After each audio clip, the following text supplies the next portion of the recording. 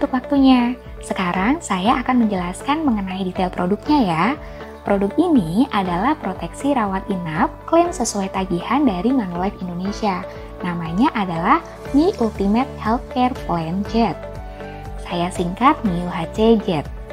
Produk ini tradisional dan sifatnya term. Artinya hangus setiap tahun dan naik setiap tahun. Mari kita lihat satu persatu manfaatnya ya.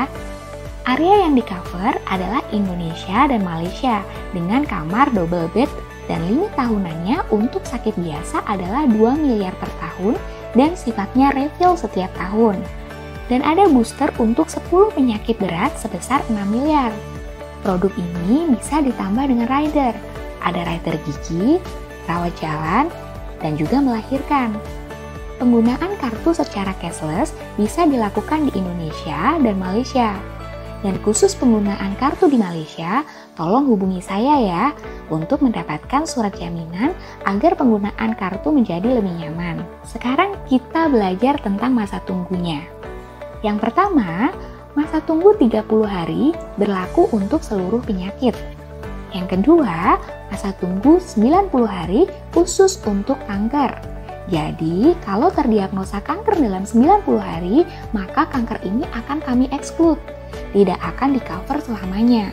Nah, bagaimana dengan kanker yang terdiagnosa setelah 90 hari, namun masih di dalam masa 1 tahun? Kanker ini masih tetap di-cover, tetapi klaimnya belum bisa dibayarkan. Dan di dalam masa 1 tahun, ada 17 penyakit yang bisa dibaca di proposal halaman 9 huruf R. Setelah 1 tahun, yaitu mulai tahun kedua dan seterusnya, booster sebesar 6 miliar mulai berlaku untuk 10 macam penyakit berat dan proteksi ini akan berlangsung terus sampai nasabah berusia 110 tahun. Nah, sekarang kita bicara tentang kenaikan premi ya. Ada 3 faktor yang mempengaruhi kenaikan premi. Yang pertama adalah faktor usia. Yang kedua adalah inflasi obat-obatan seluruh Indonesia. Ini seperti BPJS waktu naik dari Rp50.000 menjadi Rp80.000. Manulife saat itu hanya naik 4,99% saja.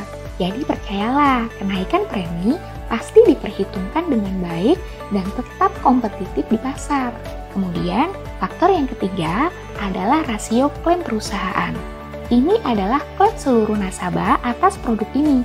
Saya berikan contohnya ya. Ada 2 kondisi ekstrim. Yang pertama, ada nasabah yang klaim terus-menerus tetapi preminya naik hanya sesuai tabel usia. Kenapa? Karena rasio klaim perusahaan sedang rendah. Namun sebaliknya, ada nasabah tidak pernah klaim tapi preminya naik tinggi. Kenapa? Karena rasio klaim perusahaan sedang tinggi. Nah, yang terakhir, kita mau bicara tentang klaim prorata. Apa sih prorata? Saya berikan contoh ya. Ada tagihan rumah sakit sebesar 100 juta rupiah.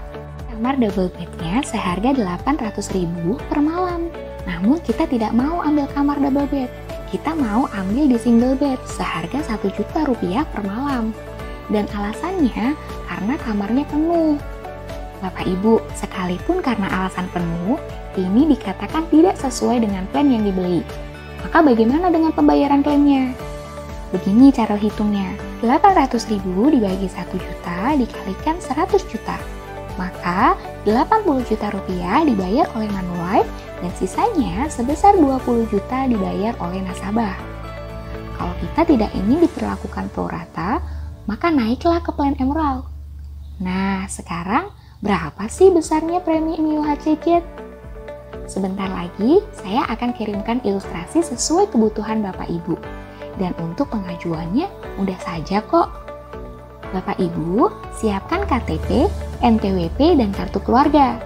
Dan nanti ada interview untuk data yang dibutuhkan untuk proses underwriting-nya. Sampai di sini, ada pertanyaan kah? Boleh saya bantu proses adminnya? Terima kasih.